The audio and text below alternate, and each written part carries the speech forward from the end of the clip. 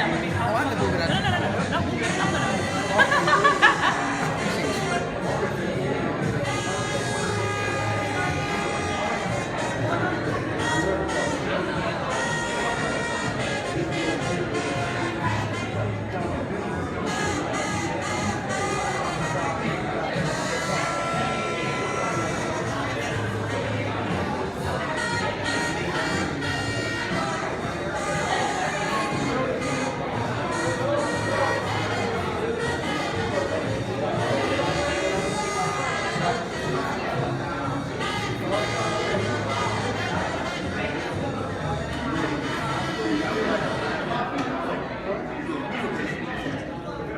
All right, good evening, everyone. Good afternoon. We're about to get started, so please take a seat. We're about to get started. Please have a seat.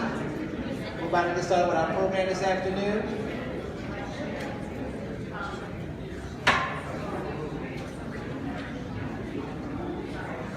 All right. Feel free to take any seat in the room. Right up here in the front, there's a lot of seats available if you want to sit up front. I got quiet quick. All right, so good afternoon. Not going to be better than that on a rainy Saturday. Good afternoon. Good afternoon. Thank you. So my name is Adam Jackson. I'm the Chief Executive Officer of Leaders of a Beautiful Struggle, and we want to welcome you to our 2018 Black Legislative Agenda Day. Today we're going to have a lot of conversations about upcoming legislative initiatives, some things that may not be legislative, just some kind of efforts that other folks are working on here in Baltimore City and around the state. And so we want to give you an opportunity to ask a lot of these folks questions about things you may want to know about that are happening in Annapolis, here in Baltimore. Before we get started with our program this afternoon, I want to tell you about LBS. Raise your hand if it's your first time being to an LBS event. Wow, okay, awesome. So I can tell you about LBS a little bit. We're a grassroots think tank located here in Baltimore City, created in 2010. The goal of our organization is to advocate for public policy that is beneficial to the Black community here in Baltimore and around the state of Maryland. And so one of the ways that we're able to do programs like these is that we are funded and supported by people like you in the community. And so a lot of folks who are familiar with politics and political organizing here in Baltimore and around the state, you know that if you're a nonprofit, there are certain limitations that you have in political advocacy, and particularly based on who's funding you. So if a certain person who's giving you money doesn't like what you're doing, then some advocacy efforts will fail, or they won't be as effective. And so what we have prided ourselves on is, in addition to being a think tank, we're also a for-profit organization. And so we're able to advocate 100% independently for Black people. And in terms of where the majority of our resources come, it comes from people called community sustainers. And so these people are people who do donate, starting at $2 a month, but we encourage people to donate at least $10 a month to support operations costs for our organization. And so when people talk about going to Annapolis and independently advocating for their communities, that's exactly what LBS does. And we're able to do that because our business model is not based on corporate entities or the philanthropic sector, but people like you. And so if you want to support the organization and become a sustainer, hopefully during today's program you can come see me or Ashley Johnson, right here in the back by the table, and we can sign you to be a sustainer if you love today's program. And also during the session we're going to be in Annapolis, so feel free to talk to myself or Dave on who will be involved as well. So we can get started with today's program. I'm going to introduce our Director of Public Policy, Dave Love. If you have your seat and agenda, the rundown for today, but he'll talk you through what today's conversation is going to be like and what you can expect from our Black Legislative Agenda Day. So thank you very much, and thank you for coming.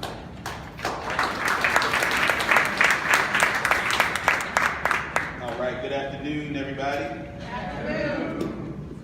So as Adam mentioned, this is our 2018 Black Legislative Agenda Day. So we're going to jump right into the panel, but I just want to talk a little bit about the purpose of this event. As Adam mentioned, in our mission, we talk specifically about being a grassroots think tank that advocates specifically for the interests of Black people. A lot of people may not know that many of us that are the founders of LBS are former high school and college policy debaters.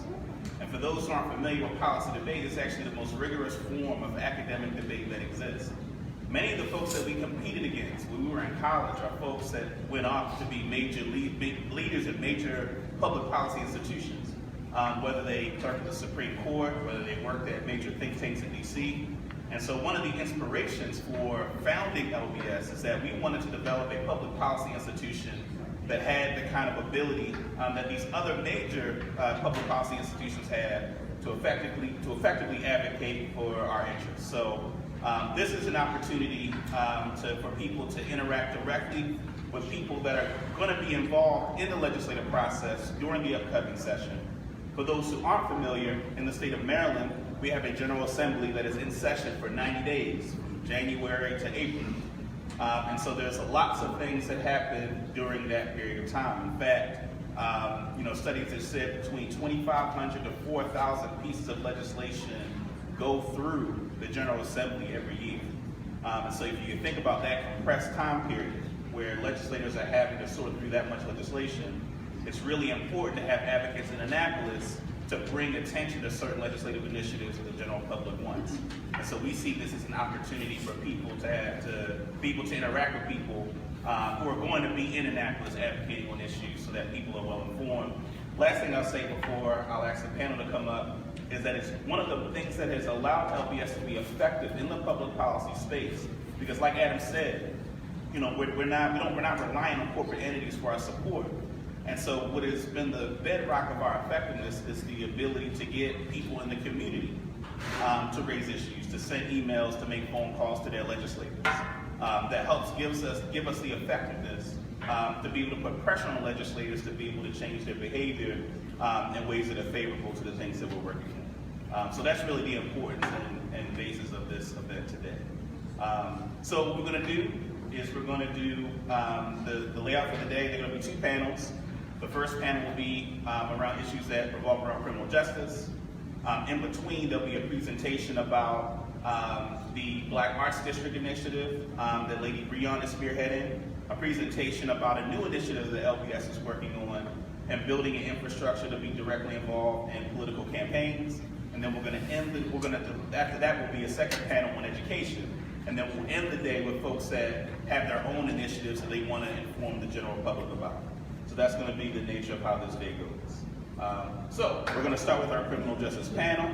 So I'm going to ask our panelists to come up to the front and have a seat. So once they get up here, I'll introduce them and we'll start the panel.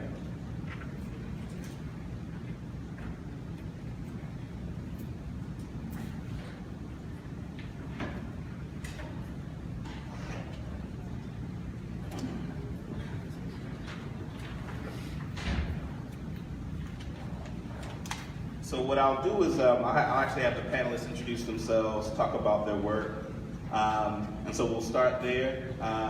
What we'll do is I'll ask a couple of questions, and then we'll give an opportunity to the audience to ask any questions about what they've discussed. So we'll start here with Lawrence and go down. If you could just this round, just introduce yourself and the nature of your work. Good afternoon. Good afternoon, everyone. My name is Lawrence.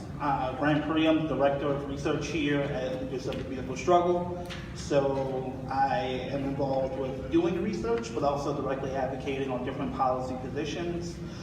In January, I'm going to be spearheading a new LBS initiative that we're calling New Timbuktu. It's an online learning community and space for us to kind of promote more of our knowledge production. It's going to be centered around the new podcast that myself and Lady Breon recorded over this past year called In Search of Black Power. That will be released in January as well. And today I'm going to talk a little bit about mass incarceration, marijuana legalization, how we can use the tax revenue from marijuana legalization to fund reparations for the war on drugs.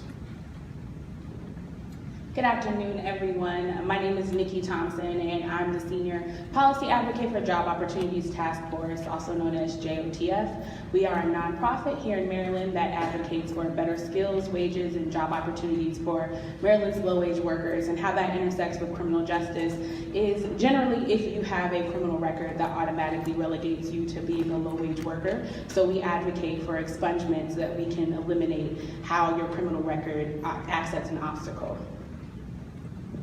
Good afternoon. My name is Ricardo Flores. I'm the Director of Government Relations for Maryland Office of the Public Defender. I've been working in Annapolis for about 20 years, off and on, and in my current capacity, 8 years. So 2 full electoral cycles. And obviously the public defender deals quite a bit with criminal justice issues in Annapolis, and I'm excited to be here. Thank you. Good afternoon, everyone. I'm State Senator Jill Carter. I represent Baltimore City District 41, and I'm recently elected. For many years, I served in the House of Delegates, and I served on the House Judiciary Committee. Over those years, I championed a lot of criminal justice reform issues, juvenile justice reform issues, and other things. I have to smile, I find it a little ironic that I'm sitting next to Ricardo about 16 years after I first met him, because when I was in the House of Delegates from 2003 to 2016, from about 2003 to 2007, oftentimes on the criminal justice issues and the bills that affected rights of the accused and all of the expungement bills, there was really only one group, one entity that was lobbying and advocating on behalf of those bills, and that was the Office of the Public Defender. So if you look around the room and you look at the last couple of legislative sessions and how there's been growing advocacy, growing groups, and growing individual advocacy, it's pretty amazing. So I think that we're in a good place in terms of people's engagement. So thank you, and I look forward to sharing more with you this afternoon. All right, so what I want to do first, and everyone doesn't have to respond to every question, but what I want to do first is have folks actually talk about some of the legislative issues that came up during the 2017 session and how some of those things may show up in the 2018 session. One of the things that is particularly relevant was the crime bill that many of us were involved in trying to fight against. So if folks want to talk about some of the issues that happened and came up during the 2018 session, that might be worth talking about. So the administration decided to focus on mandatory minimums, to double and in some cases triple maximum penalties for certain felony offenses as a response to the Baltimore City murder rate. At least that's what they were saying rhetorically. These sorts of ideas have been around for a long time and essentially disproven to have any association with increased public safety. We were able to really control much damage in those ideas and in the particular provisions of these bills. I think we can expect, because of the continued issues around public safety, particularly in the city, that these ideas will be continued to be proposed, they'll continue to be pushed, and we will continue to have to defend against them in favor of better alternatives. I will say, to the governor's credit, not necessarily that he had much choice because of the advocacy in this room and among the advocates here. There was an investment in the kinds of programs that deal with economic issues, poverty issues, social issues, anti-violence programs that quite frankly were historic level investments. There simply hadn't been from the governor's office any funds for those kinds of programs. How that is all going to play out obviously depends on implementation, a whole number of factors, but that sort of approach, one that looks at the root issues and tries to deal with them at a social level, rather than the end of the process criminological level, is what we try to put out there as the proper alternative to dealing with public safety issues. So I think we'll see a fair amount of that. With respect to mandatory minimums in particular, there were a lot of questions, there was a lot of confusion about that. At the end of the day, we were able to keep almost all of the mandatory minimum provisions out of the code, but I think because the issue was front and center, a lot of legislators who might have not even thought about that have that at the forefront of their minds. Some of that may play out well for us, some of that may not. Sometimes when an issue doesn't have that much attention, the status quo is probably as good as you're going to get. When you have a lot of new people starting to think about certain issues, it can potentially go in the wrong direction. So we'll have to manage the attention around mandatory minimums very carefully.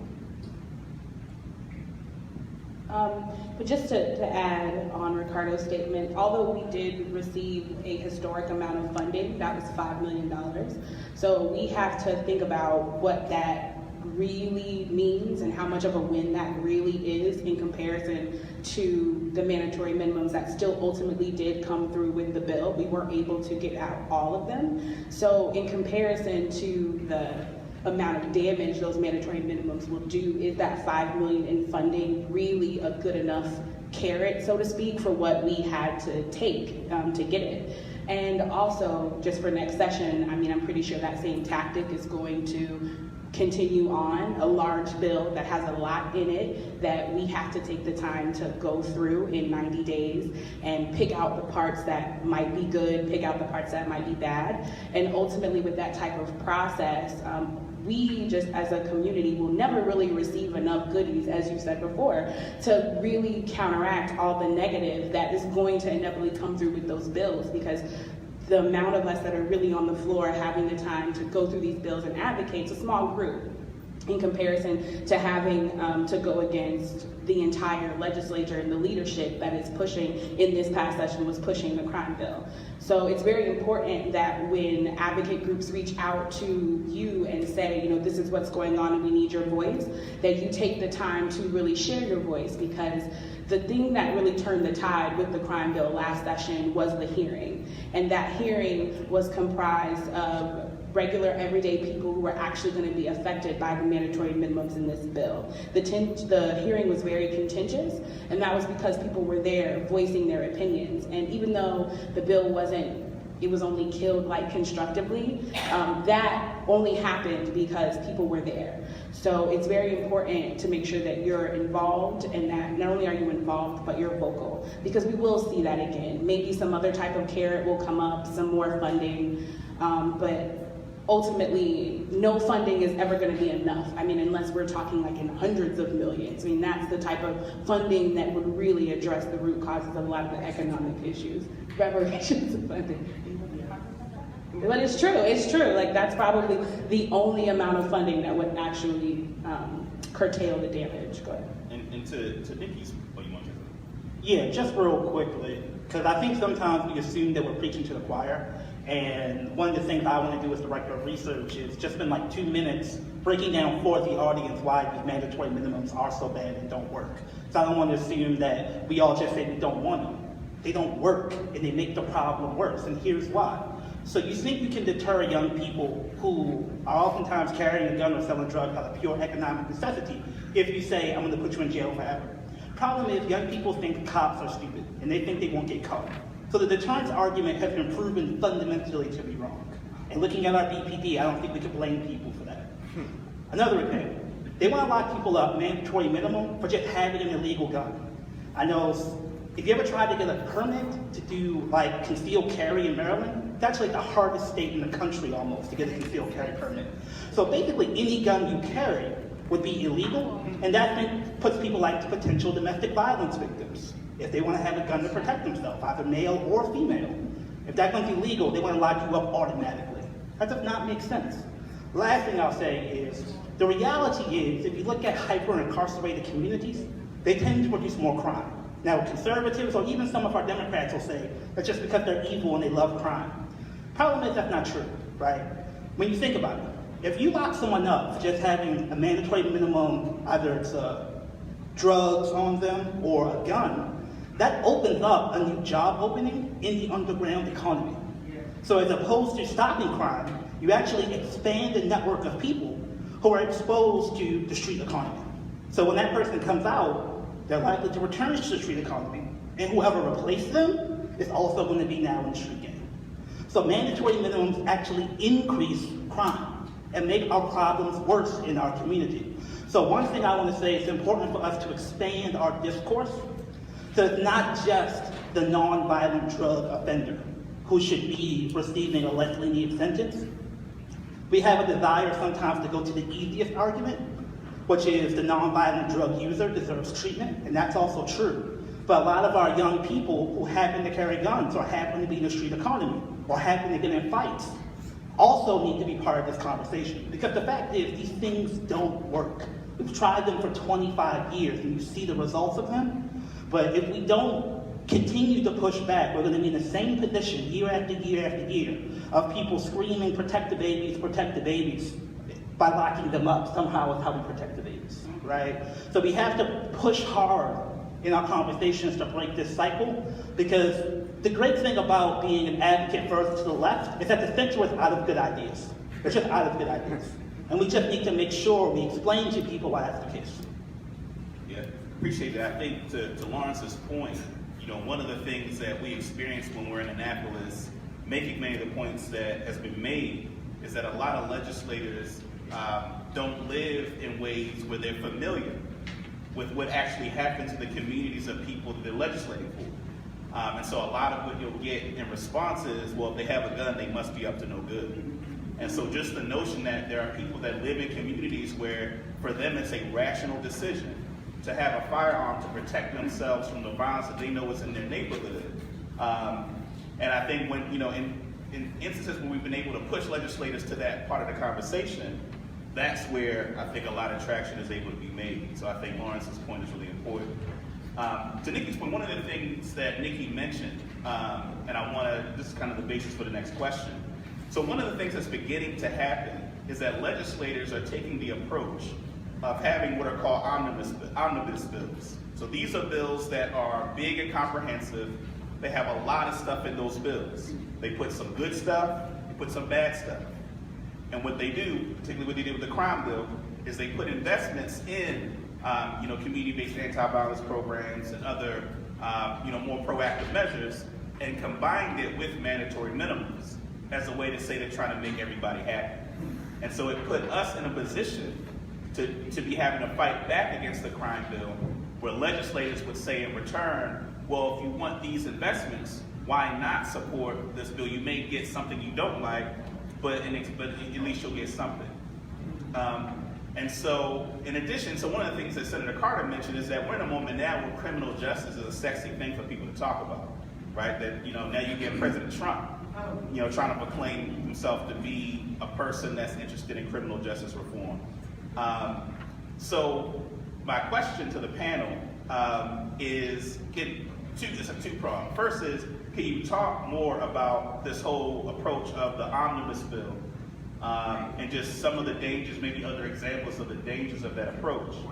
And my second question is, given how popular criminal justice reform is, what are some things that we should watch out for as constituents, where legislators that may not really be committed to criminal justice, but they're trying to tip their toe in it because they know that it will be popular?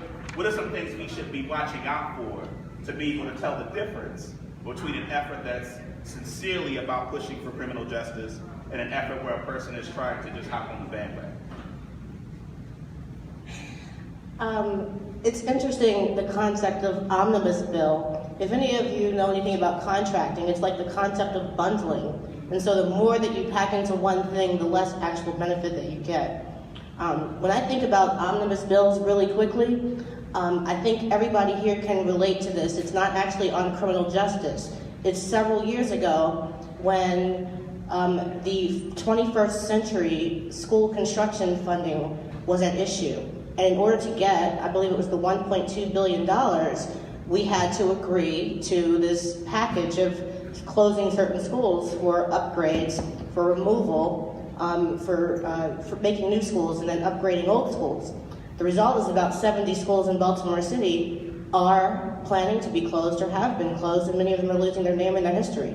And so at the time, I remember feeling like this is pretty scary stuff, but the whole world was in favor of it because the argument was, how could you possibly turn your back on $1.2 billion to upgrade your school system? That's a very, very good example of how this works and how there's so much buy-in. But I just want to briefly say, when there's a leadership bill such as that, or such as the crime bill, the work is usually done, the legwork is usually done ahead of session or very early in session to go out and get nonprofits and advocacy groups and paid lobbyists already on board with it. And so the only voices that legislators hear are even from their own constituents, even from our own constituents, because they'll go into the community and get your constituents to call you and write you about the bill. So we're up against, a very, something that's very analogous to a capitalistic system where the media is on board with the issue, the leadership is on board with the issue, and they have all of the power and money to go out and get the voices that you need to be convinced. So that's all I had to really say about how it works. I do want to really briefly touch on what was raised about the gun issue, because I know we're going to go into what to look at this session, but I think that one of the things that we can count on is the dialogue that has already been started about the crime in Baltimore and how we have to get these guns off the street. And so what you do not hear is that since most 99.9% of all the crime is done with illegal guns that aren't in the possession of anyone legally anyway at the time, what you don't hear is a plan to go after the sale, distribution, and manufacturers of the illegal guns, the root cause, the source of how the guns are able to get in the hands of people. There's no issue about tracking that and cracking down on that. All you hear about getting guns out of the hands of people is enhancing sentences for people, as if that's a deterrent, which we know that it really isn't. So I think one of the big issues that we need to prepare for this session, there's many, but one of them is this whole narrative about the way to cut crime is to continue to criminalize regular people on the street just for having a gun in their possession, and using arguments like, well, they've committed a crime before, and things like that. I think that we have to now begin to reconfigure this narrative to talk about tracking gun dealers, gun manufacturers, and holding them accountable for the distribution of illegal guns in the streets, as opposed to the one or two people that, the individuals that obtain them. Thank you. I think part of the sausage-making process in Annapolis is always going to be inherent and inevitable in the process. And quite frankly, I think the way the system is set up, where there are different powers within the executive, judicial, legislative branch, is actually quite wise. So I think, in my experience, compromise can work. But the analogy that I've been using is there's a difference between a little breakfast sausage link and a big old kielbasa. And we have to assume that breakfast link-sized legislation will be part of the process as long as we have the system that we do. And we can work within those parameters. But what we are seeing, and what I think is distinct and honestly nefarious, is we are seeing a federalization of the system where they're trying to go for these whole hog supposed reforms, which are nothing more than people picking their pet projects, state's attorneys from the Eastern Shore, from Baltimore County, consulting with each other about the things that they most want, and throwing all of those things in, even in the context of something like the Justice Reinvestment Act, which was supposed to be about fighting back and against over-incarceration. And so you have the opportunity that they create for themselves to throw all of this bad stuff into legislation and say, you'll get these goodies and we'll get ours. And it's always better in a decision-making process to narrow the particular case, the particular facts, and the particular circumstances to make the best decision about whatever policy you're trying to address. That's particularly important for us in court as we're trying to deal with one case at a time. You don't want broad generalizations to control people's thinking about a particular instance of crime or alleged crime. But in policy making, people are making these broad ideas about what needs to happen and then jamming in all these different details in a kielbasa-sized piece of legislation. And we really have to fight back against that. Honestly, I think we need to start advocating for rules that prevent it. It's a very difficult thing to try to craft in legislation or in rules for the Senate or the House, but I think we need to make that call, and we need to say, we know that case-by-case decision-making is better than this broad approach, and we don't want a federalization of our system where all of these last-minute negotiations and compromises are being made behind the scenes on the last day of session, and you're surprised to see what comes out of a bill because so many moving parts are there to keep track of. So I would really say there's a procedural advocacy that has to happen. That conversation is starting to happen in very small amounts, but it needs to be a much larger part of our advocacy. If we can control the process, then we have a lot of control over the products that come out of it. And if we create a fair process, what's going to come out of it is fair legislation. To answer your second question, Davon, about making sure that those who are now being vocal or trying to step their toe into criminal justice are for real,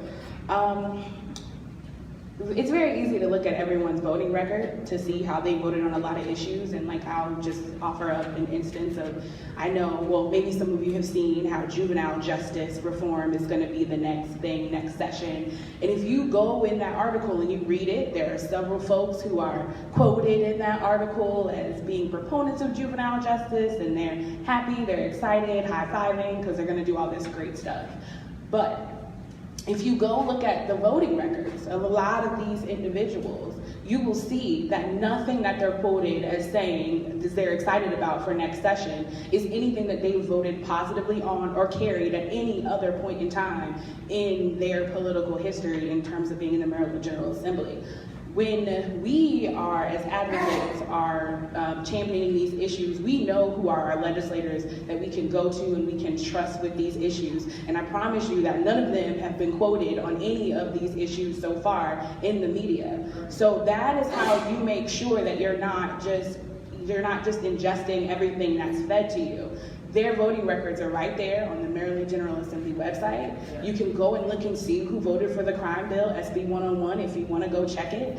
You can go and look and see when they voted in committee, when they voted on the floor, when they voted through the amendment process, and that is what you should use as your compass on how you should vote for people. There are those who have strong records that no matter how the issue sounds, they do the deep digging, like Senator Carter said, and they look at the pros and cons of everything, and that is how they vote. They vote based on how it's going to affect Black people, Black and brown people, low-income people. That is how they make their decisions.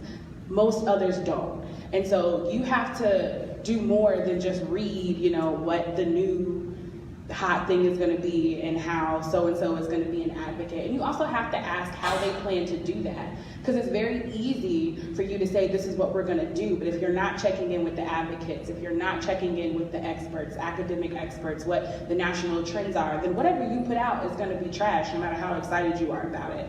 So, I think that's how you really do your homework and your research, to see who's really a legislative advocate for criminal justice. Otherwise, we're going to end up with the same process that both have talked about. Yeah, I think they need to make it easier for folks to check out those voting records, because by the time people start voting, usually the cake's already been baked, right? So there are sometimes literally closed-door committee meetings that they do not want advocates in, where they basically show themselves, and we have to interpret what's said by what happens afterwards. But there's a lot of committee meetings that you have to literally watch the hearing for the bills to see who's asking questions, who's pushing back. And you just have to have people in Annapolis to see when they actually vote. So it's hard because that's not going to make it to the Sun. That's not going to make it to the Washington Post. But that's why we have people in Annapolis doing that work, and we need more people to do that. But to Davon's question, a few examples from my subject area, marijuana. First is expungement. So a lot of traditional white marijuana advocacy organizations, like I said before, will say nonviolent drug possession charges are crazy, we should expunge them. And they will give that talking point to a lawmaker, and that lawmaker will say, I am pro-expungement, I believe we should expunge marijuana charges. Problem is, in Maryland, we have this thing called the unit rule, where if you are charged with multiple things, like people almost always are, because prosecutors love overcharging people, if one of those things is not expungible, then none of it is. And what they will do is the lawmakers will use, really, the white marijuana nonprofits, and they'll do a press conference with them and shake hands with them and say, I'm pro-expungement. But when Nikki comes up and talks to them about the unit rule, they'll say, I already did expungement because I did the marijuana thing. So they will use tiny concessions that are meaningless as a way to deflate advocating on the real issues. That's number one. If they say expungement and don't say unit rule, they ain't talking about nothing. Number two, for the minority cannabis industry, they're going to have people talking about minority hiring. But are you going to have people talking about minority ownership? right? Because the medicinal marijuana companies, largely white, are going to want to control the recreational marijuana market when it opens up. And then they make a concession here or there to hire a few black people to run their computer systems, but they absolutely do not want minority ownership in the entrepreneurial areas, especially some critical entrepreneurial areas where black folks can benefit. Third thing, and last thing, marijuana tax revenue.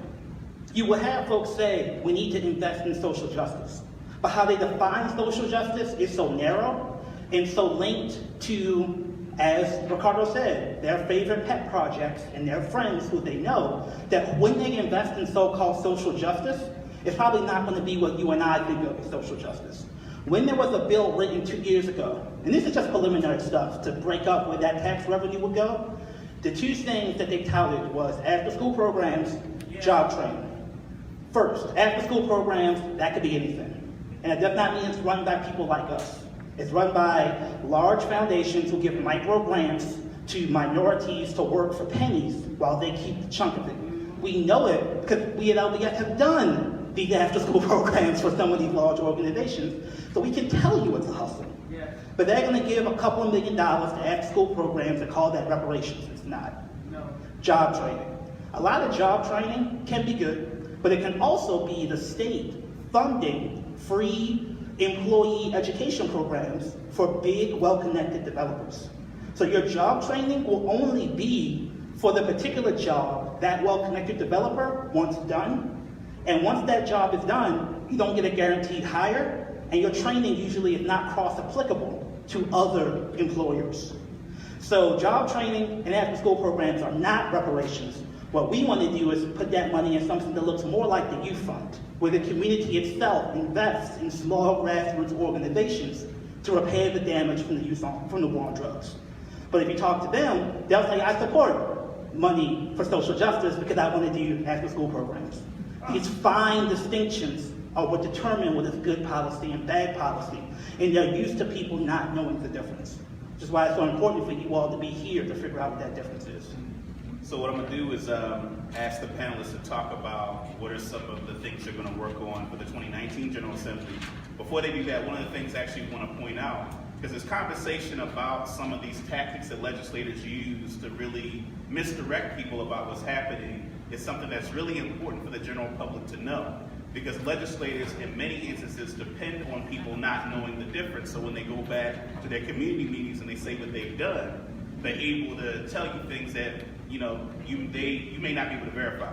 An example with the crime bill, and I just think it's really, the crime bill I think was really illustrative of this, is that the bill that initially came out of the Senate, SB 122, which is sponsored by Senator Zirkin, who's the chair of that committee, JPR, Judicial Proceedings.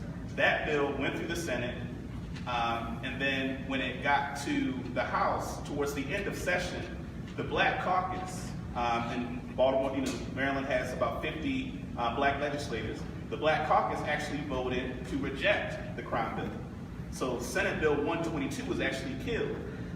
What the leadership did, because there were interests that really wanted the crime bill, and in fact, one of the things that I've cited on a number of occasions is there was a March 9th Daily Record article where it quotes the executive director of Goodwill in the Chesapeake region saying that her employees were afraid to come to work, right? So that was a big part. You look at the Greater Baltimore Committee, which was one of the big proponents of the crime bill, that was really the base that they were appealing to. So anyway, when the Black Caucus voted to kill SB 122, what the leadership did was they took an expungement bill of a legislator who had actually died during session, former Senator Senator Wayne Norman, SB 101, and amended onto it which was a good expungement bill, and then they amended onto it some of the aspects of SB 122, right? And we're trying to call it a different bill, but for all intents and purposes, they amended onto many of the things that we were trying to fight against. So the things that folks have talked about in terms of the process, and they were able to get, on the last day of session, on that Saturday, they were able to ram SB 101 through. And so this just goes to show you the importance of really staying on top of process and all the tactics that legislators will tend to use and the leadership will tend to use to give the appearance right? That they're trying to do good, but have all these different tricks, while they're doing their work in Annapolis. So I'm going to ask the panelists to talk about some of your own legislative priorities in the upcoming session, and then after that, we'll open it up for the audience to ask some questions. I guess I'll start. So next session, we're going to be bringing back expungement like we do every single year. Our big comprehensive expungement bill is really about streamlining the current expungement process right now. Some things are eligible, some are not. Like 3 random guilty convictions are now eligible. So what we're really wanting to do is streamline the process and really make expungement available and accessible to everyone. That includes repealing the unit rule, which, as Lawrence talked about, if you have one charge within a unit that is not eligible for expungement, then you cannot expunge that entire unit. So that will be, repealing that rule will be part of our expungement efforts. Also, we will be advocating for automatic expungement of non-convictions. So when you have a favorable disposition, that's your not guilties, your nolle pros, your dismissals, usually people when they walk out of the courtroom, they assume that process is over, they wipe their hands of it, and they move on with their life. But it's not, so it's still on your record, and we think that even though it's free, it should be automatically expunged. Even like your STEP cases, which is after 3 years now, you're eligible to have it expunged, but it should just happen automatically. But to talk about some of the things Lawrence mentioned about how it's really the devil's really in the details. There are some national campaigns that are pushing for clean slate, automatic clean slate, which is just the removal of misdemeanors after you had about 10 to 15 years of no subsequent convictions. That is not helpful.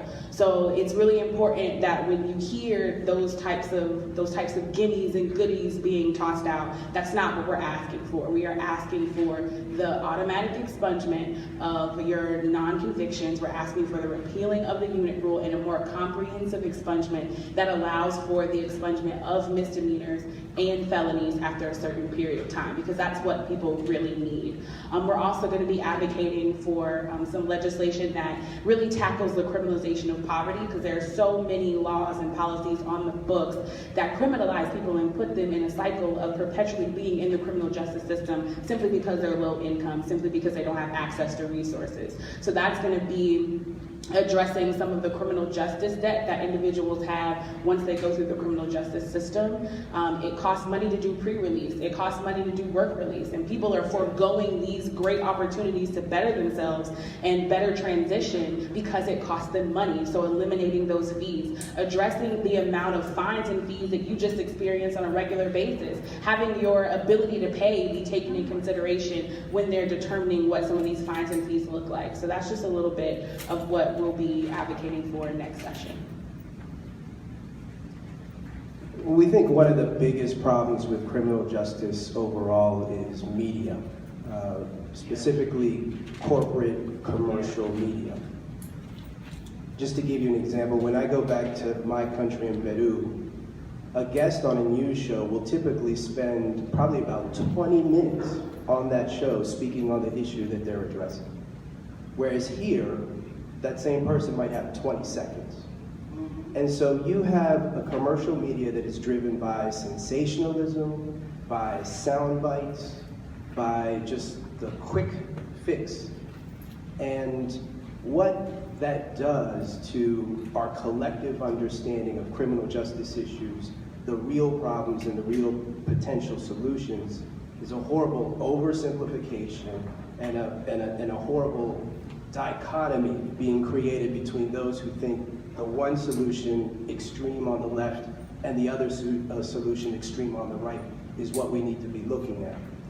One of the ways that this plays out that I think is particularly nefarious is that in this state there are a number of charges, about 30 or so charges, that subject a young person to being treated automatically as an adult. And so despite their age being 14, 15, 16, or 17, rather than going to the juvenile justice system, they automatically go to the adult system. There's a way to bring them back to the juvenile system, but that whole process, quite frankly, is irrational and doesn't make sense. And that's a root solution that we will be seeking to eliminate the automatic treatment of youth as adults.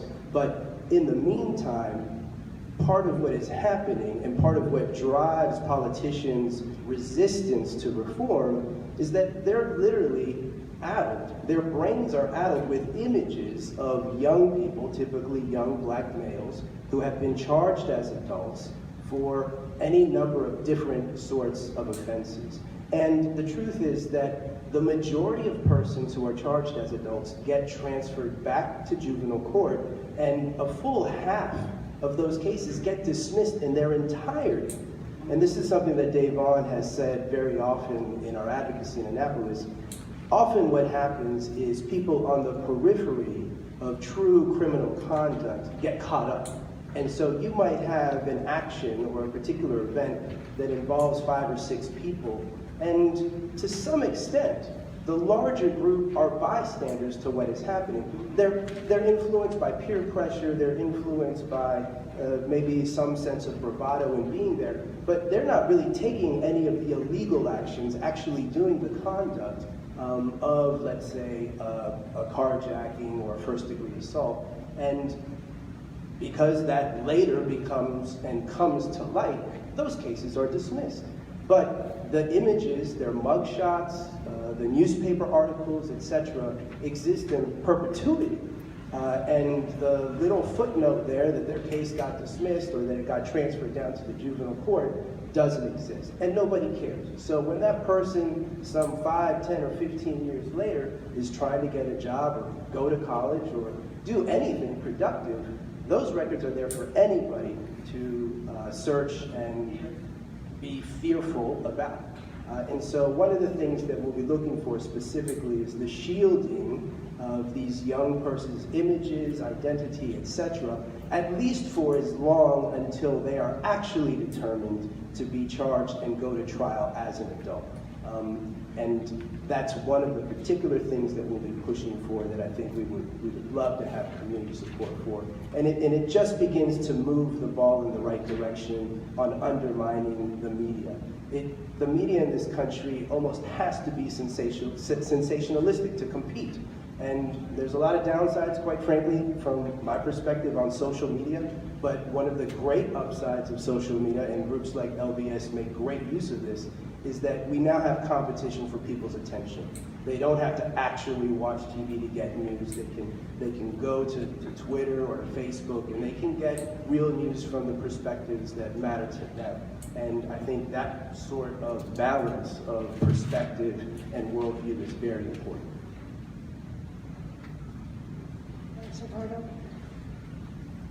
Ricardo touched on something that I think is critically important, and it's so interesting because these issues aren't new. For many years in the House of Delegates, we were working on treating children as children, and so just like with media, I always think that what the messaging that is put out is critically important. And so I think some of the messaging that we have to ensure that we have is that children are children in all circumstances.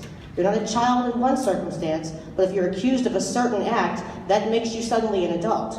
If you are a child, you are a child in each and every circumstance. If you are deemed to be a minor so that you can't engage in make a contract. If you're deemed a minor so that you aren't able to vote. If you're deemed a minor so that you can't do many things in our society, then you should also be deemed a minor, a juvenile, a youth, a child when it comes to acts that be considered criminal acts. And so I think it's critically important that we address that, and I'm very, very worried. I'll be very honest with you. Because of the narrative that's come up and the articles that have come out, and even in our first Democratic Caucus meeting recently, there was mention of the fact that we must do something about our juvenile system.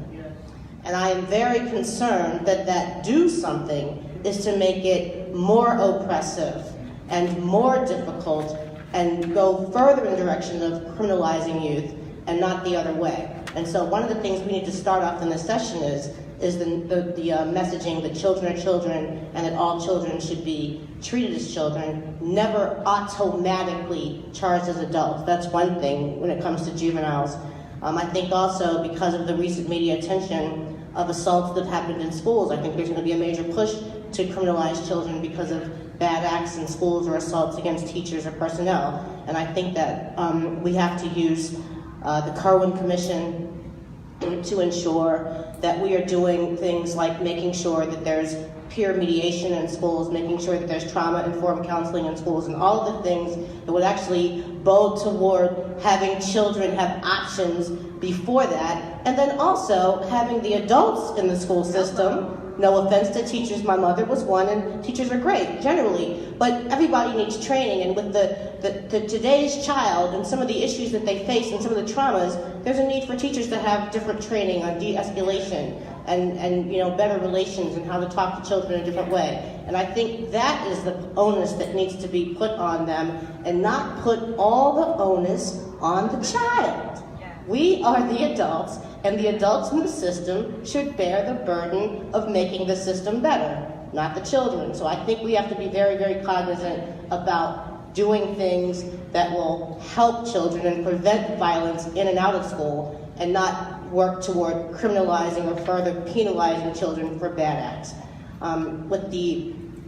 In addition to that, I think that it's time about 4 decades ago, to deal honestly with lead poisoning. Other places around the country have recently passed legislation that allows for market share liability for lead paint companies, and as well as nuisance liability, that lead paint is a nuisance. This is critically important because the reason that we're still allowing children to be brain damaged and destroyed for life in 2018 is because of the argument that we can't afford to abate the lead.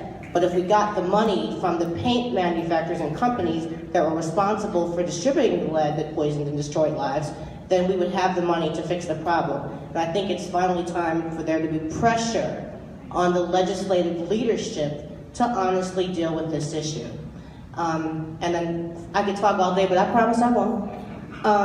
The final big issue that is important to me, and it's certainly not new, is the issue of community oversight of police. And I want to be clear about what I mean by that, because there's a lot of talk about police reform, there's a consent decree. I see Ganesha Martin here was talking to me. She used to work for the police department as the liaison, or I'm not sure what the title was, but she was overseeing the consent decree. Based on my experience as a legislator, as a criminal defense lawyer, and director of the Office of Civil Rights, I have concluded that the only and most important true way to reform police is to take away a scenario where they're policing themselves. And so we have to have community oversight of police, meaning that rather than rely on internal affairs to investigate itself, which we know they've been completely corrupt and unable and inept to do it, we've got to allow mechanisms such as expanding the authority of the Civilian Review Board to be able to actually have non-law enforcement members, people from our communities, to actually make those decisions about officer misconduct and about discipline. Is it possible? Yes. I know many people think that it's always so difficult and it's not possible, but I actually think it is possible, and now is the time to do it. Because you guys have seen, under a consent decree, after the Department of Justice report, then out comes the gun trace task force. Then comes Detective Souter. Then comes the fact that we know that the internal affairs at the advice of the law department refused to cooperate with the Civilian Review Board in its current limited capacity. So I think that moving toward community oversight as being the biggest issue in police reform. So that means training is important, technology is important, culture in the department is important, education is important, improving police community relations is important, but the way to change it is take oversight outside of it and give it to an entity that represents the community. So to me, that's a huge issue. Thank you. Okay, I'll try to be brief. I think I've talked a little bit about some of the things that I'm working on before, but marijuana legalization is probably inevitable over the next 2 or 3 years. If Vangelis had one, it probably would have been 1 or 2 years, a bit more of a compressed time frame. But the reality is, it's a very complex issue. There are, I believe, 10 states that have legalized recreational marijuana, and DC is not a state, but DC as well. They all have different models, they all have different templates. But the one thing that's consistent is that none of them have made a concerted effort to allocate the tax revenue from recreational marijuana explicitly to repair the damage from the war on drugs in minority communities. And I think that there are marijuana policy is essentially a three-legged stool. And without all three legs, it can't stand.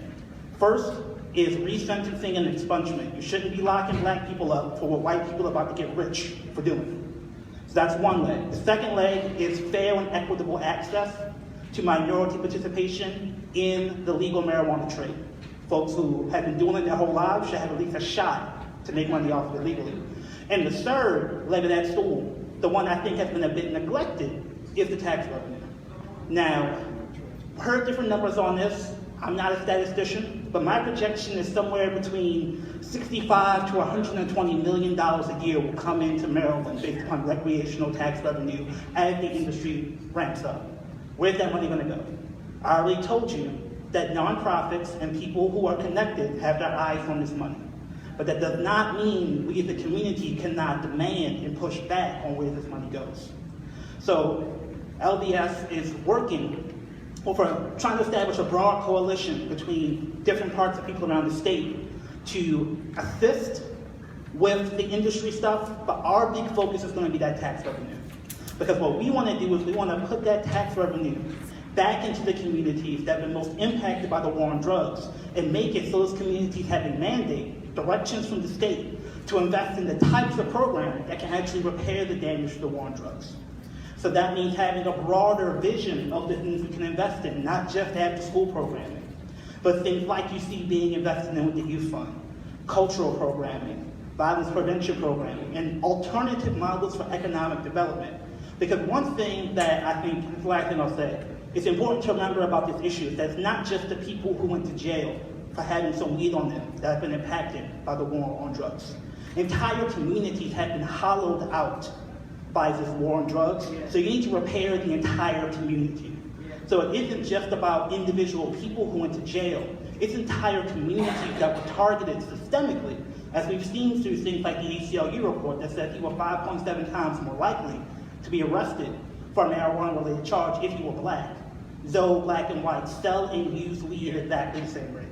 So we want a community collective focus for reparations, not just individual people getting individual jobs. That's great, but if we can put this money back into the community that have the ability to produce new cultural, communal, economic ecosystems that can actually repair some of the damage done in these communities.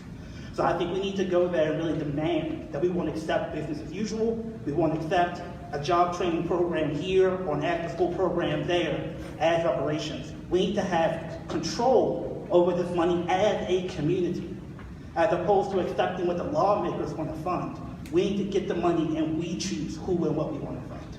So that's a critical distinction.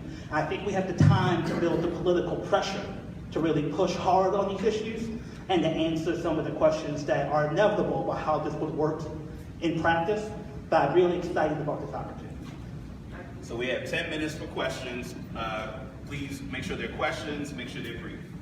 Thank you. Bear with me, I just got wrong. I really did. I was in a store, somebody stole my purse, my wallet. Didn't have a lot of money in it, thank you, but I had to go in the place that was pretty much I'm bad. But my primary concern is, I don't know if you know about the Under Brothers. 5 years ago, 100 and something black men were released. They had life sentences. They were imprisoned as children, teenagers, coming from you know where to put, and one woman. In that time span, none of them, they literally just threw them out of jail. I married one of them. They literally threw them out of jail with no resources at all. And they were supposed to rebuild the life with nothing. Out of those 5 years that they've been out, I think only one has gone back in. To me, that's an amazing record. have, and I feel real comfortable around brother and his sisters. In my estimation, and we all know that they make money off black men and women in jail. What do we do instead of just locking them up, throwing them away the key, and forget about them until they die? What can the legislature do to help rebuild these lives? Or if a person has been up for parole 21 times, don't you think by time number 5, they've proven themselves to be able to live in the community and help in the community? These men that I'm talking about, I would stand them up against anybody. From Hogan going down, from Trump going down, because they give back. And they came home with absolutely nothing. Nothing. But they built a life.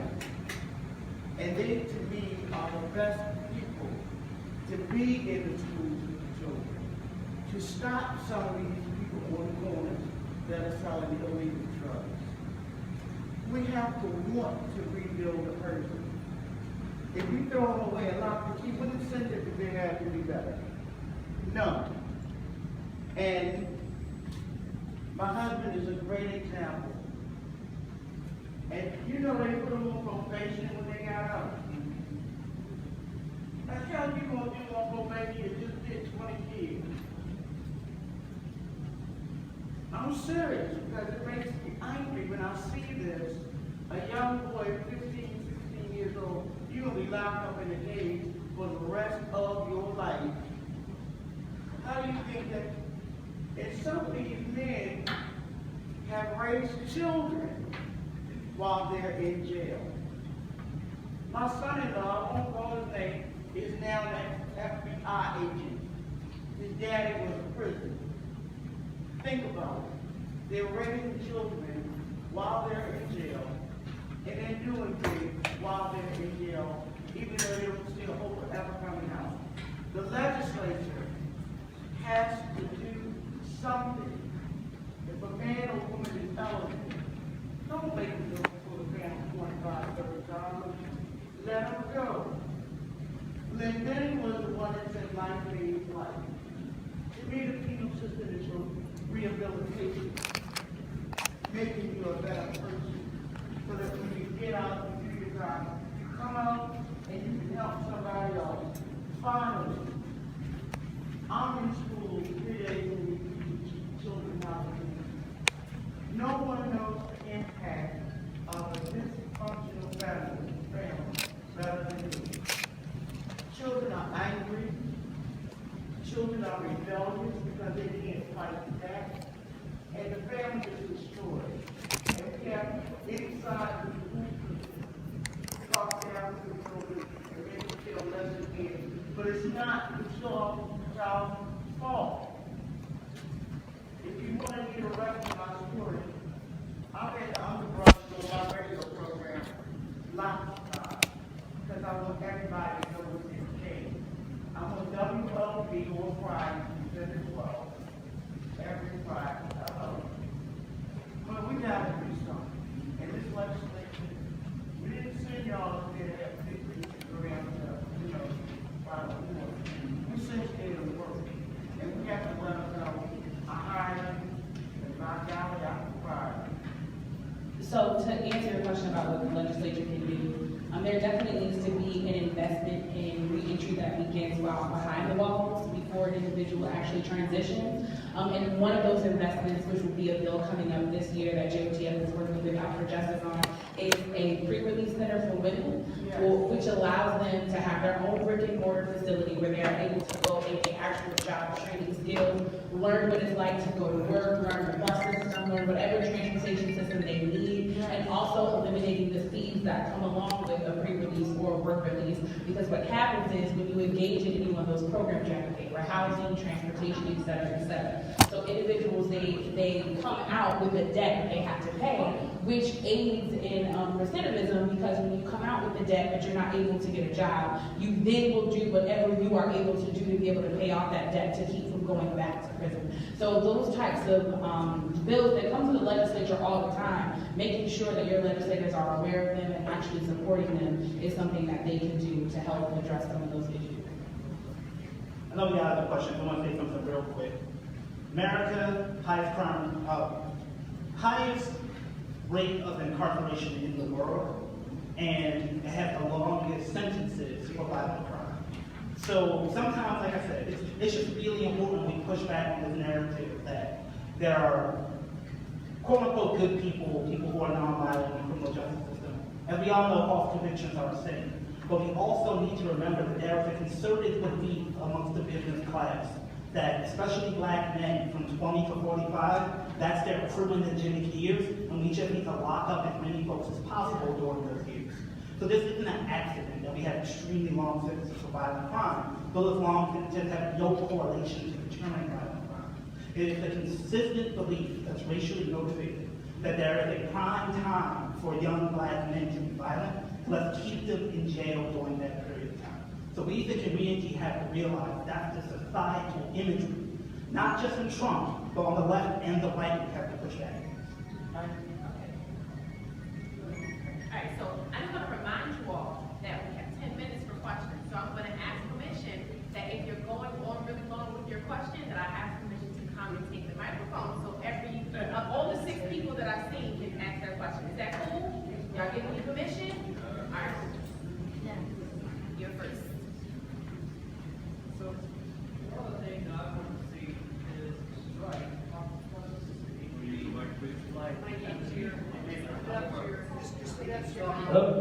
things I want to see is actual declaration. Put the mic to your mouth. An actual declaration of our internal justice for rehabilitation and rest.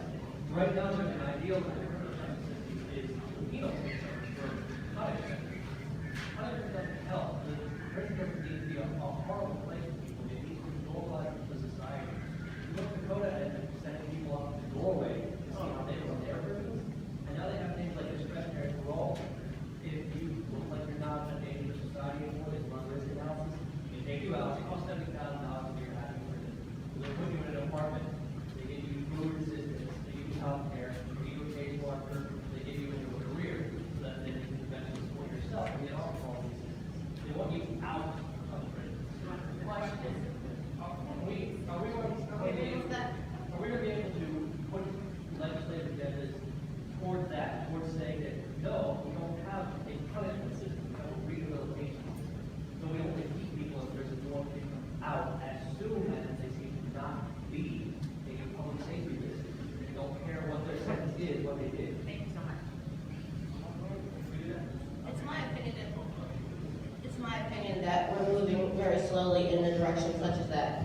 I can tell you that for many years, there's been an effort to take discretion out of the governor as to when someone that was sentenced to life with the possibility of parole would be released. I've had on good authority that we're finally going to be able to get that passed now. It's a step far from where you are, but if you all pay any attention to the legislature, you're not going to get a sweeping reform immediately. It takes a process of push, briefly.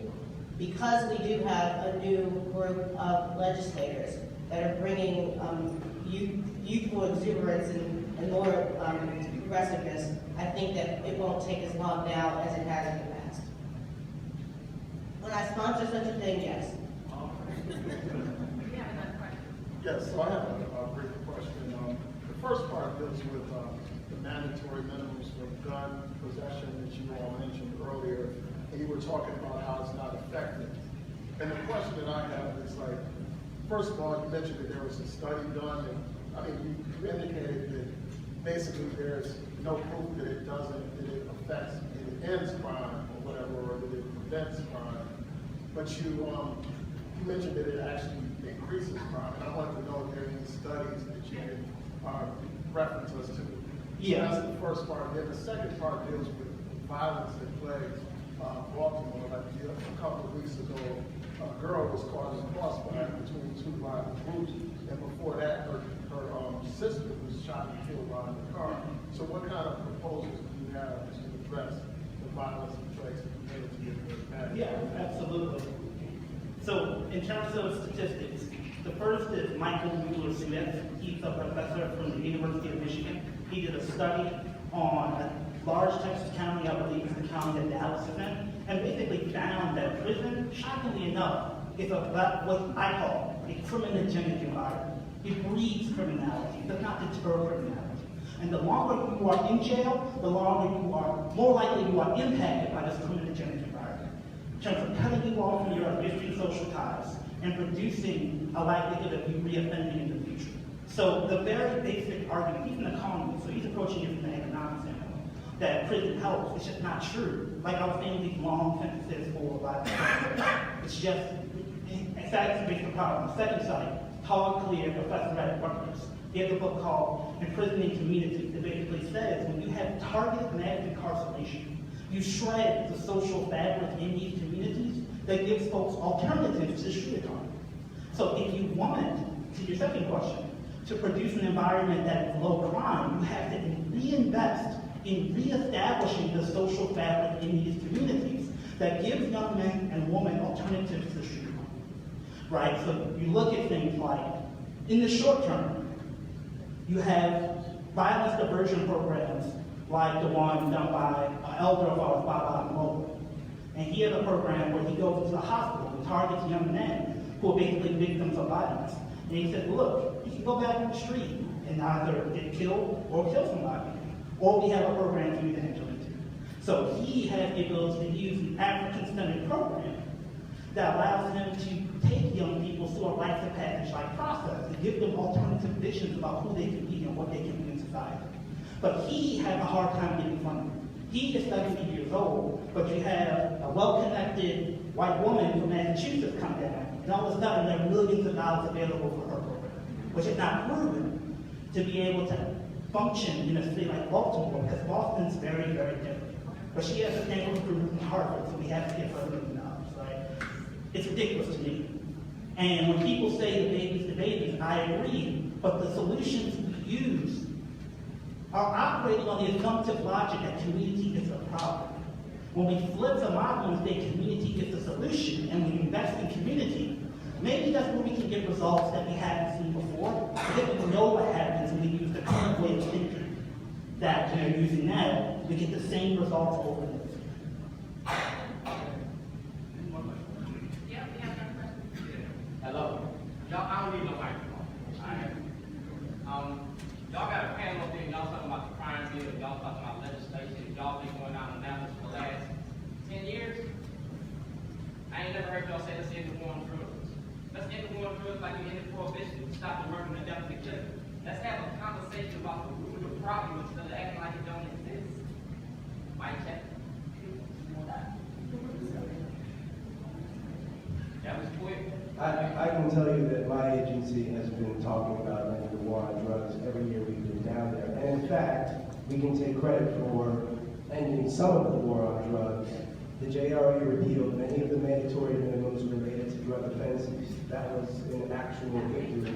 And there's a lot of other examples of that. But we completely agree with you. I'm a prime example of it because I got locked up for turning, you know what I'm saying? That's what I went to jail for. Feel me? And I've been down in Annapolis talking to y'all when y'all been not doing nothing about it for the last 10 years. I'm a prime example of it. N62528, Google it. State of Illinois versus Dwayne Davis. Directly addressing that issue. That's all right. I'll I had a question about the task force that was mentioned. I know earlier last session, there was a rule, or that summer there was a rule change that allowed the police officers' names to be shielded from the Maryland case search. And I wanted to know if that has been repealed or if that's something that's going to be worked on. Yeah, that was a pushback. I didn't hear the question.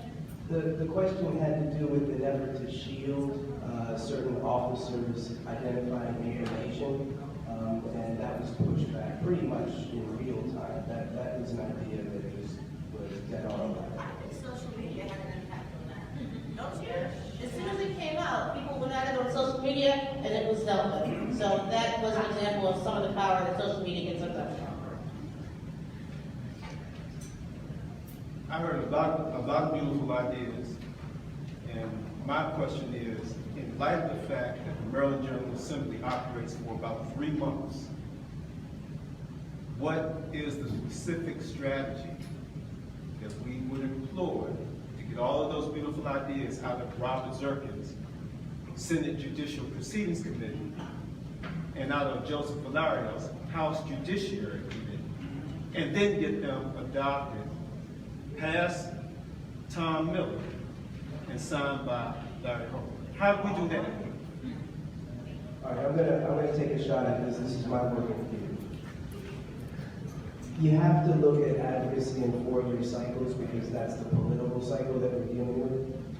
And so, even though thousands of bills get introduced and hundreds get passed each year, the truth is that it's very rare that any particular bill gets passed the same year it gets introduced.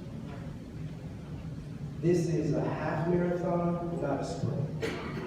And if you take 90-day periods times 4, you basically have a year's worth of time to introduce, to inform, to influence, to negotiate, to strong-arm. And I think we have to give ourselves, as communities and advocates, a little bit of space and not buy into the idea that we only got 90 days to fix the world, because what ends up happening often are negotiations that are frenetic, trying to settle for some little thing in 90 days on one particular year, when it's going to be 4 years before the ballots give us the response that we really need about whether this particular legislator, whether this particular committee has done what it needed to do. And so I haven't given you a correct response, but an in-depth response about the timing and just the way that we need to conceptualize how much time we have to implement any particular strategy and how much time we have to actually pass bills that will make a difference. I think part of it is just showing up to my dad talk. And if you show up longer year after year than anybody else, you're going to find yourself having much more influence and much more connection than those who come in here and then leave the other time. My response would be, help me be offensive, like help me play offense, because I'm constantly in the state of having to defend against whatever is coming down the pipeline, and that automatically puts me at a loss. That puts all the advocates at a loss. So in order for us to play the offense, the community gives us our power to be able to say, if you do not do this the way that we say it should be done, then you will not be here anymore. That's how I'm able to play offense. And so if I go to a legislator and they know, look, if you don't repeal the unit rule the way Nikki says do it, or you don't usher in bail reform the way she says do it, you won't be here next year because she's gonna go tell everybody, and that is gonna cut into your votes. If you don't give me that power, then I can't play offense because I'm negotiating with nothing. And I'm negotiating with people just believing that what I'm saying is the right thing to do. And really and truly in Annapolis, that doesn't give me a lot to work with. And to the point of how effective that is Joe Valerio is not there anymore. He is no longer the chair of the judiciary after 25 years because we kept coming back to the community on saying he's an obstacle to criminal justice. He is putting our bills in the drawer. We said that enough times and he's not there anymore. Middleton, who was the chair of the finance committee, he's not there anymore. And he was the sponsor of paid sick leave, but then ultimately tried to kill it. And he's not there anymore. So it's like, that's the type of stuff that allows the advocates to be on the offensive. That's the strategy, because that's how we actually use our power and make it transformative for our community. All right. Great, thank you. So briefly, I'm just gonna add my bit. You gotta pressure the Democrats. And what I mean by that is, the Democrats have enough votes in both the House of Delegates and the Senate to not only pass any bill or kill any bill, but they have a veto-proof 2/3 majority in both houses, okay? So there is absolutely nothing that can happen that the Democrats don't want to happen or can't happen. That being said, so I am newly, as of yesterday, I found out that I am now on Bobby Jerkins' committee. I'm on the Senate Judicial Proceedings Committee. Another strong legislator from Baltimore, Senator Mary Washington, will also be on the Senate Judicial Proceedings Committee. But here's what's important about the two committees. We're talking mainly about criminal justice now. Every criminal justice bill goes before the House Judiciary or the Senate Judicial Proceedings. And on both committees, there are enough Democrats alone that have the votes to pass it. So you gotta pressure the Democrats. On the JPR committee, there's 11 members and 6 are Democrats. We don't know them all yet because many of them are new. So we're gonna rely on all of you to school these people at the outset so that they come in thinking and acting right. I think we are at a place where change can happen. I'll also briefly say that in the House, we now have Luke Clippinger as head of the Judiciary Committee. I don't know, I'm gonna be reserved in my thought process on that because for all of Joe Valerio's failings and faults, he did come out of a criminal defense background and career, which often gave him some kind of astute understanding of the rights of the accused.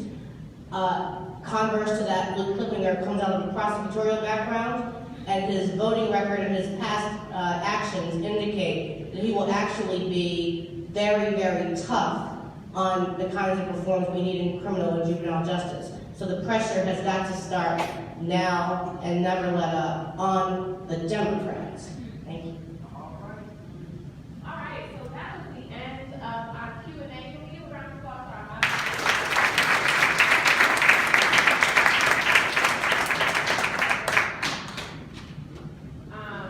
can y'all hear me? Okay, so my name is Lady Breon. I am,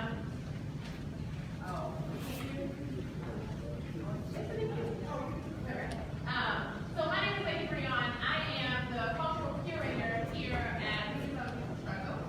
And so I'm going to be moving us into the next presentation, which is about creating an arts and entertainment district. And I just want to mention that there is a slight change to the order of the program following my presentation. So there was supposed to be a subsequent presentation. We're going to move that till after the second panel. So there will be my presentation, the second panel, and then the last presentation. Okay? Just wanted you all to know that there's a slight change in the program. So I'm again going to be doing a presentation about the creation of an arts and entertainment district. I am one of the people spearheading that initiative. We've been working on it since about February of this year, and so I'm going to do a brief presentation about the work that we've done and about what that initiative is taking. So I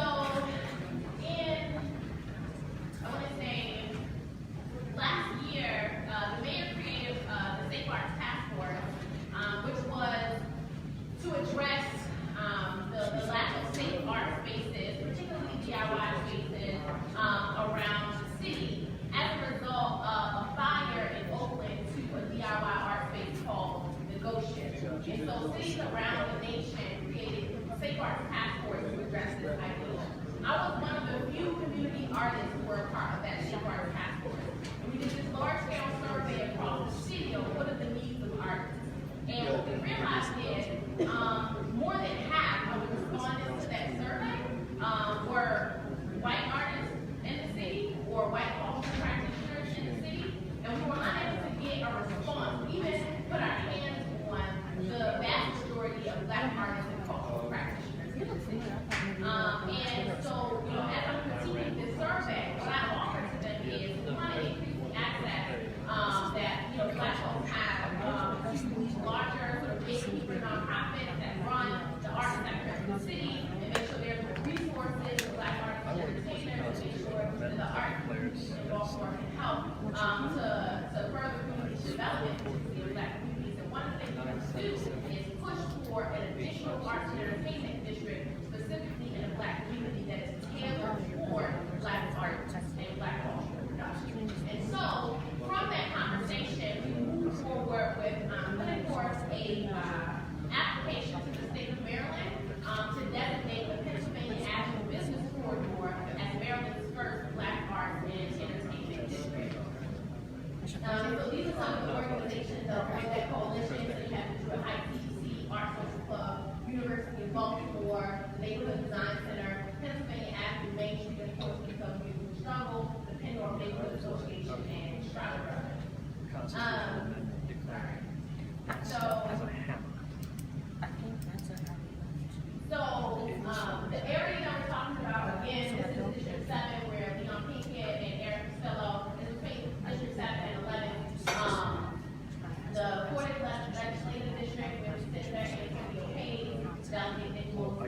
Michelle and Conway and also as well. And so we're talking about, I have a map here, but it's not showing up on the slide. But you can take the concept and say, So the boundary that we have set for this area is from Hilton in Pennsylvania, down to Dolphin in Pennsylvania, and about 3 blocks respectively east and west, right? So over towards Edding and Division Street on the east, and as far over as Cary to the west. And so this is about 149 acre space. And so when we talk about an arts and entertainment district, we're not just talking about one building. If you think about Station North, or Bromo, or Highlandtown, these are the 3 other arts and entertainment districts that we have in the city. So these are specific areas designated for arts and entertainment in the city. And so that's what we're trying to do on Pennsylvania Avenue. Not just one building, but that the entire 149 acres be dedicated towards or represent a hub for arts and culture, particularly for Black artists and cultural producers, right? And we also want to push for the arts and entertainment district to influence the community development that's happening in the area, the proliferation of small businesses. And so it's really important that we understand, right, the area that we're talking about, as it has faced, a lot of disinvestment. And after 2015, the national imagination only thinks of the uprising when you say Penn North, right? That's the only thing that comes to mind. And they don't think about the rich history of Pennsylvania Avenue that was its own organic arts and entertainment district, in the 20s, 30s, and 40s. So that's what the map was.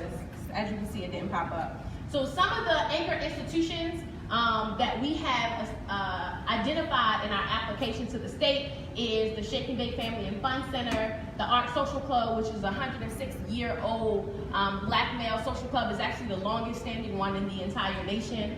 Avenue Bakery, Upton Boxing, Supreme Eatery, the Avenue Market, which many don't know is actually under development right now. There's some local developers who are rehabbing the entire Avenue Market. It's going to be drastically changed.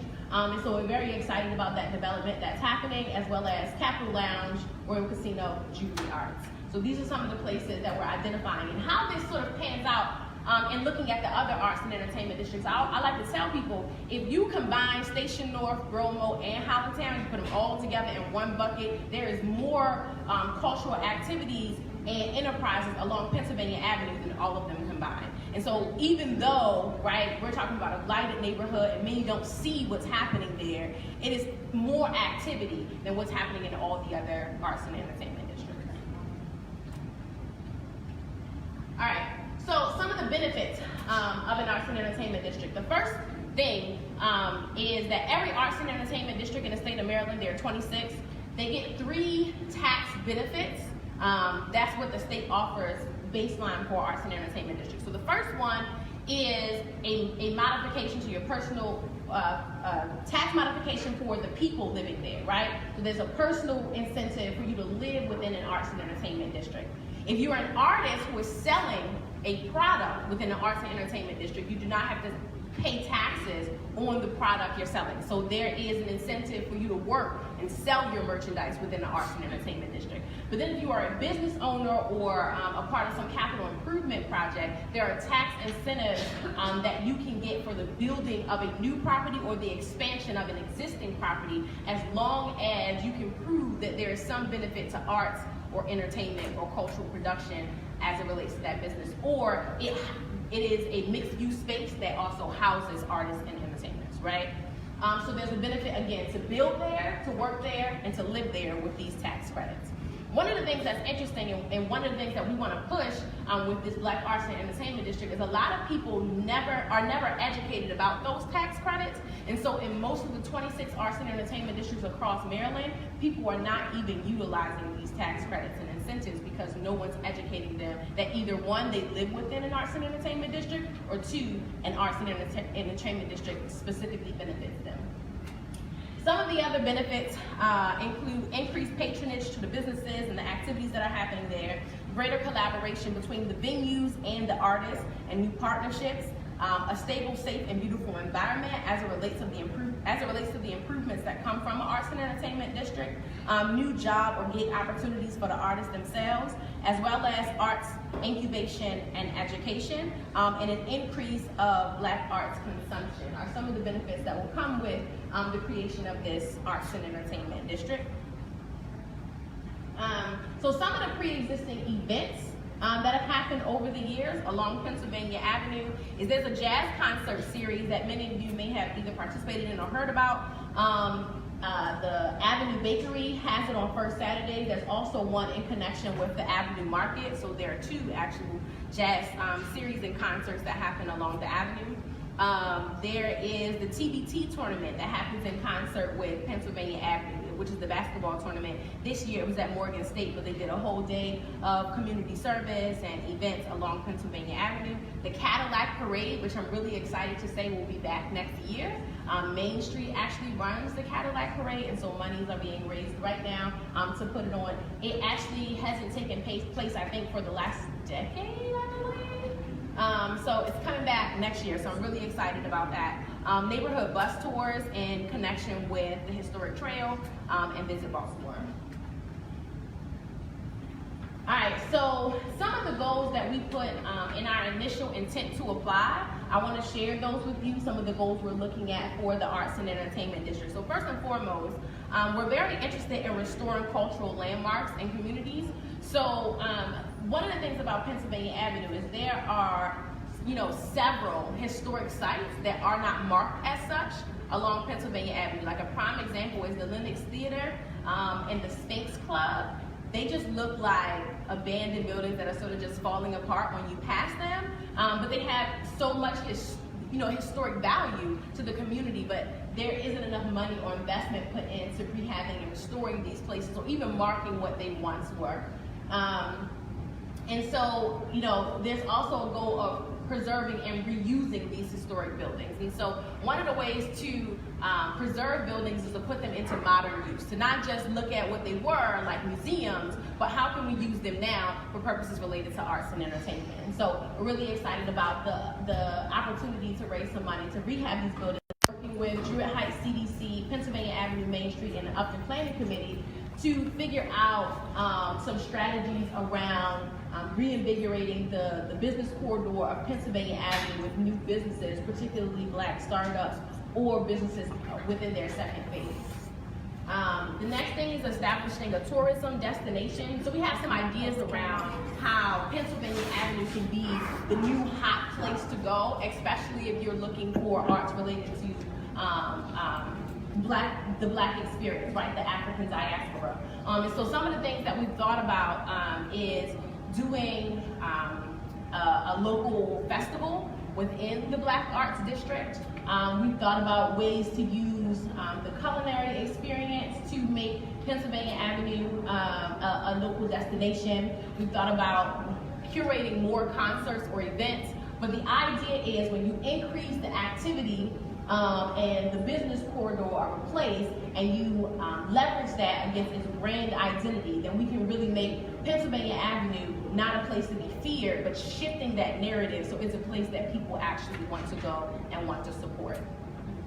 The next thing is creating vibrant Black-owned neighborhoods. So one of the things we know is that home ownership within the Black community is just not a thing. Like, there are so many Black folks that never moved to become homeowners, and it really takes away the power we have within our communities, because when you don't, own a home there, it's less that you can do by way of supporting that community and building that community. And we also have a very large issue with blight and vacancy, particularly around the communities surrounding Pennsylvania Avenue. And so our hope is to push for Black-owned neighborhoods, particularly around home ownership.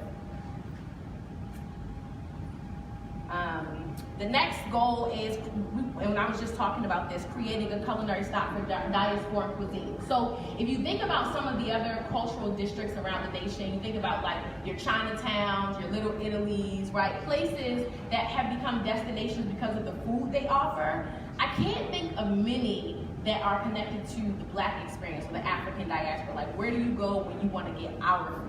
Right? And so our hope is that that can be one of the distinguishing factors of the Black Arts and Entertainment District, right? A place where you can go find cuisine that represents the African diaspora. The next thing is to highlight the significance of Black culture and arts production. And the next two, to reduce blight as well as reducing crime. When we think about crime, a lot of people don't see the connection between the arts and entertainment district and crime. But the reality is, a lot of violent crimes that are happening in communities are related to people's lack of access to education, to jobs, and et cetera. And there's also a lot of studies that show communities that are well lit with a lot of activity and flourishing businesses are less likely to have a proliferation of violent crimes, right? So our hope is, as we shift the business corridor along Pennsylvania Avenue and increase lighting and activity, we'll see a reduction in the crime along that corridor as well. So what are the next steps? The process to obtain the status of an arts and entertainment district is really streamlined these days. For the last 20 years, there has been an arts and entertainment program under the Maryland State Arts Council. And so we are 3/4 through that process, right? So in June, we submitted an intent to apply, right? And then in August, we had a walking tour with members of the state through Pennsylvania Avenue. We had a site visit with them. It went very well. And so we have been now asked to submit the final application to the state of Maryland, which we plan to do in 2019. And we also had our first public hearing in August as well. So again, we're 3/4 through the process, and here are the steps to get us through the end of that process. So first and foremost, we have a petition to show support for this effort to create a Black Arts and Entertainment District.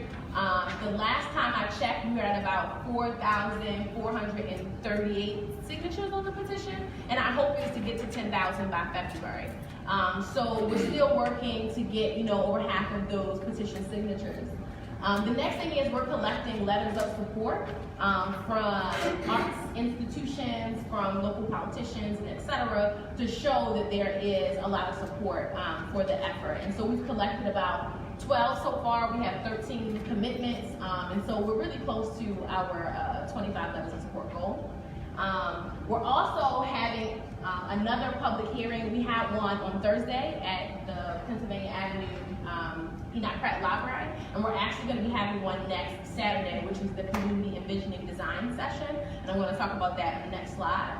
And then the last thing is actually submitting the application in 2019. And so we have a very open process. If anybody is interested in learning more about it or being a part of the coalition, we actually have bi-weekly meetings at the Arts Social Club from 6 to 8. So it's the second and fourth Thursday. And so we try to be as transparent as possible with this process and get as much community input as possible, because we don't want this to be a replica of how a lot of things happen in the city, where there's this top-down model and the community really doesn't have any say-so for what happens to them. And so we're really trying to make sure that this is a grassroots effort.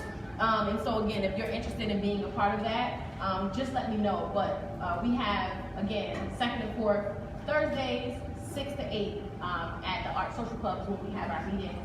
And we're in a really intense time because now we're actually in the process of writing that application. So all the input is necessary.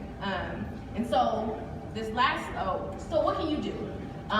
You can help by signing our petition. I actually have the petition here today. Many of you may have signed it because you follow LBS on social media, but if you have not, I have some petitions here if you would like to sign it. If you represent an organization that you think would like to submit a letter of support, we are definitely open to that, and I would love to send you a template and you can submit that letter of support if you're interested. And just helping to spread the word. We really think that this initiative is necessary, and it's not just about arts and culture, but we recognize how arts communities can really help to change the nature of the communities in which they're in, period. So there are some arts communities that lead to gentrification, while other arts communities really build up the communities that surround them. And so our hope is to be the latter and really become an economic engine in historic West Baltimore, particularly along Pennsylvania Avenue. And so we know that we have a long way to go, and we're just at the beginning, and we're hoping that you will buy into our efforts and help us spread the word. So the envisioning session is actually going to be at Art Social Club on December the 8th from 10 10 to 2, so it's a half-day session where we're really going to be talking about what are people's expectations for an arts and entertainment district, right? And so if this arts and entertainment district is successful, what do you want to see as a result, right? What kind of businesses do you want to be there? Is this the kind of place where you just want to come turn up at night, or is this the kind of place where you want to see museums and activities for children, right? We really want to understand what people seek from, right, an arts and entertainment district, or what the nation's first Black arts and entertainment district should be like, right? So we're very interested to get input from all of you. And so if you're interested, please come out. We'll have breakfast and lunch to be served. And this will really just be a charrette session where we'll imagine together a future where there is a Black arts and entertainment district in Baltimore. So that's really the end of my presentation. I really just wanted to, well, there are 2 things I'll offer actually, since it's the Black Legislative Agenda Day. The legislative process for creating an arts and entertainment district is really streamlined, right? You submit the application, and then if you are approved by July of that year, the designation will go into effect through a legislative act that was passed back in 2001.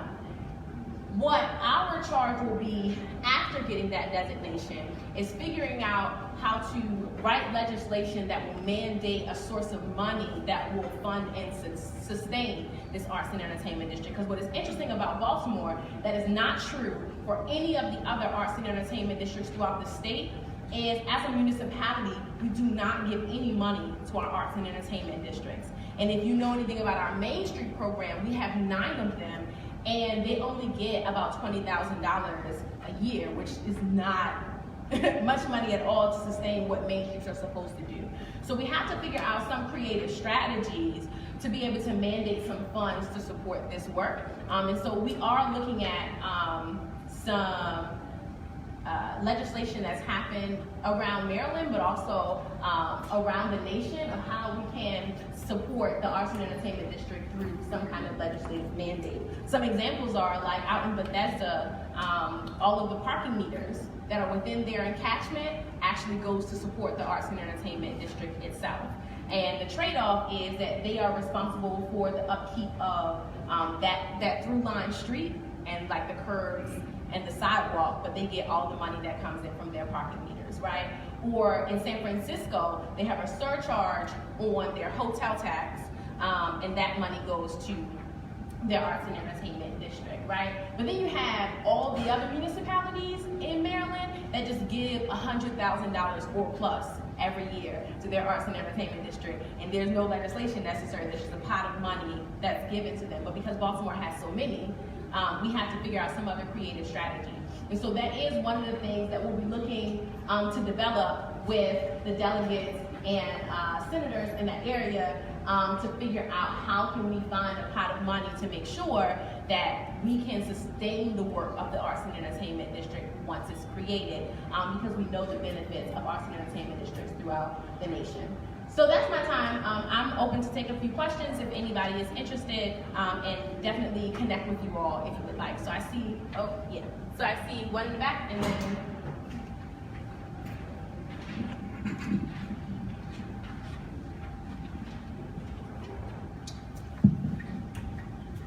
I find this quite very interesting. But I see also a real big challenge in that with the footprint that you've laid out, and being a Baltimorean all my life, the ownership of the properties. Have there been an assessment in regard to who owns what within that particular footprint? Can you share that, please? Yeah, so, it's really loud.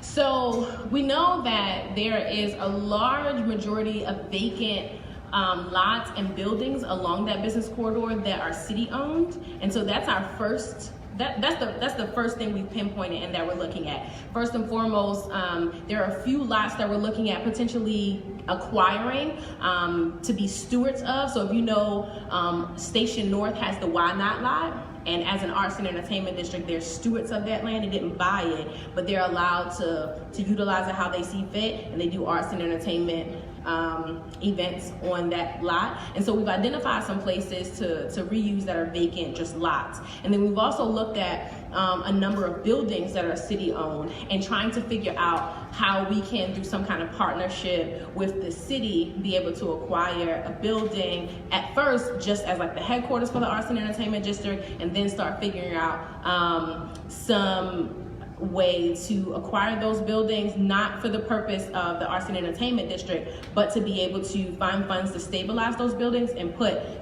we're looking at second stage Black-owned businesses, because we know there's less risk of those businesses closing. So if you already have a location somewhere else, maybe thinking about a second stage business along Pennsylvania Avenue as the first phase, and then moving out to startups and new businesses. So we've looked at some of the city-owned spaces, but we know that there's a lot of privately owned spaces, and there's a big majority owned by one or two people, and so that's a different conversation, but we felt like the first more through-line approach is to look at what the city owns first.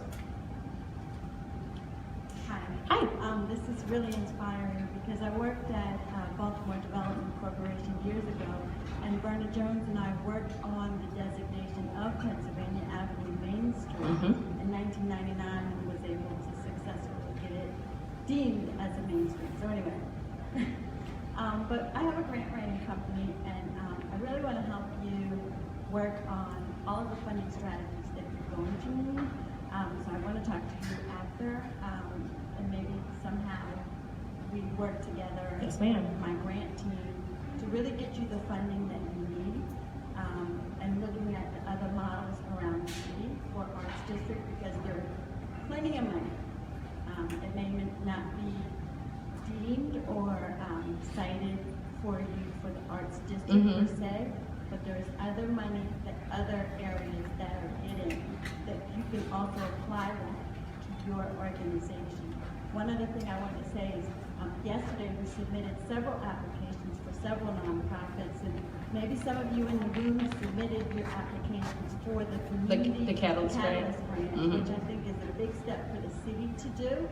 And then the second thing is the CDBG grant is due next Friday, December 7th, which is another funding source. What is it called again? CDBG, which stands for Community Development Block Grant, which is another funding source for not only operating, but capital. Thank you so much. We'll definitely talk as soon as I'm done answering. One last question.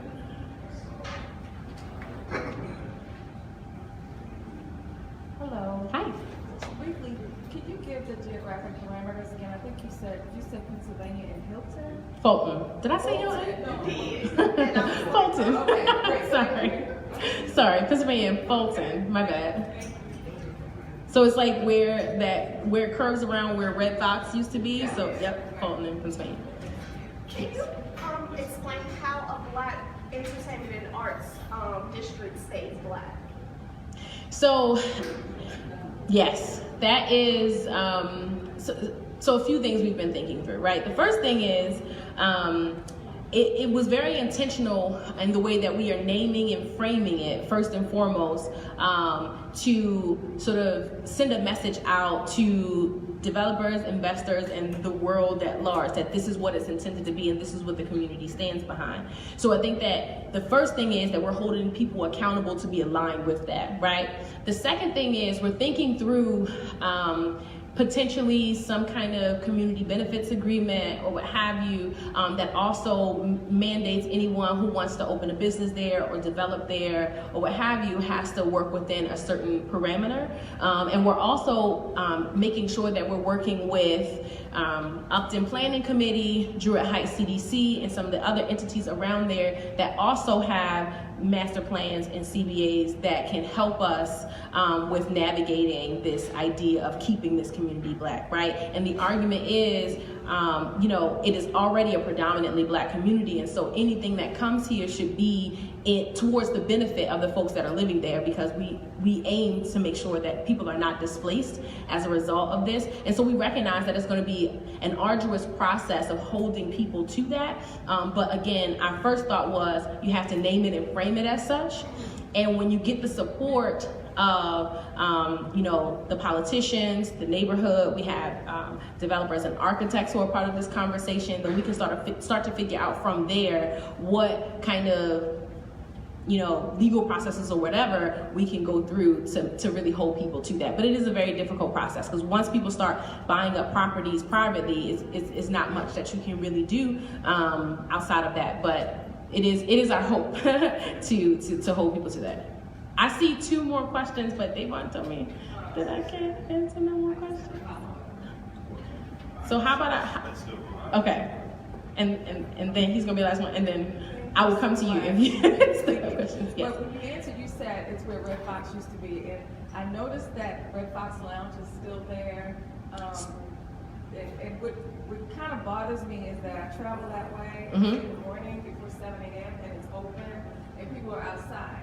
So I just wanted to see if there is anything that is planned to try to combat that type of activity that does not seem to coincide with your plan. So I'll say 2 things. The first thing is, this is a part of what that design and visioning session is, because it's one thing to say what does not coincide with what we have planned, even though we haven't created a full district plan or any renderings around what we want it to actually look like. So I think some people might be interested in reinvigorating the nightlife of Pennsylvania Avenue, which includes bars and it includes clubs and etc. But then some people might want something drastically different. And so I think that we're trying to find somewhere in the middle that really represents all that Pennsylvania Avenue used to be and what it can be, and making sure that we have some safeguards in place to make sure that it's not an overpopulation of one thing versus the other. Does that make sense?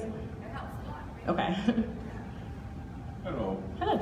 Okay, so my question is basically, there's a report coming out very soon about the organization that points out that even though Baltimore's unemployment rate is what it is, as we know how they count it, those people who are no longer looking for jobs are not counted in that calculation. Okay. And the report will point out that there are a lot of people who are doing let's say unregistered work, like drug dealing, etc.